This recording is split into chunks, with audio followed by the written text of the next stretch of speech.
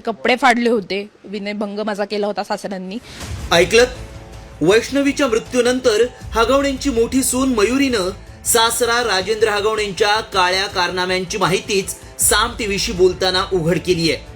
एवढंच नाही तर हगवणेंच्या छळछावणीत वैष्णवी आणि स्वतःवर कसा अत्याचार होत होता याची आपबीतीच मयुरीनं सांगितली आहे. ते मला माझ्या दीरानी म्हणजे सासऱ्यांनी आणि नंदेनी आणि दीरानी सगळ्यांनीच मारलं होतं मला आणि माझे कपडे फाडले होते, विनयभंग माझा केला होता सासऱ्यांनी. 2022 मध्ये लग्न झाल्यानंतर मयुरीचा छळ सुरू झाला. सततची शिवीगाळ, बेदम मारहाण असह्य झाली. त्यामुळे मयुरीनं आपल्यावर होणाऱ्या अन्यायाविरोधात जानेवारीमध्येच राजेंद्र आणि शशांक हगवणे विरोधात पौड पोलीस ठाण्यात तक्रार केली. मात्र पोलिसांनी तक्रार घेतली नसल्याचा गंभीर आरोप मयुरीनं केलाय.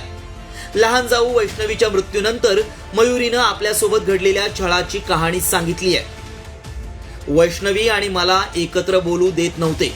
नणंद, सासू सासरे आणि वैष्णवीचा नवरा तिला मारहाण करायचे. हुंड्यासाठी तिचा कायम छळ करायचे. वैष्णवीचा नवरा मलाही मारायचा. माझ्या नवऱ्यालाही शशांककडून मारहाण झाली.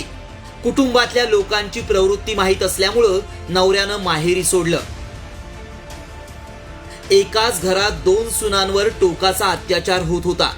मयुरीचे कपडे फाटेस्तोवर राजेंद्र हगवणे आणि शशांक हगवणेनं मारहाण केली होती. त्यानंतरही पोलिसांनी कारवाईऐवजी हे प्रकरण मिटवण्याचा प्रयत्न केला. त्यामुळे पोलिसांवर राजकीय दबाव होता का? पोलिसांनी मयुरीच्या विनयभंग प्रकरणी कारवाई का केली नाही असे अनेक प्रश्न निर्माण झाले.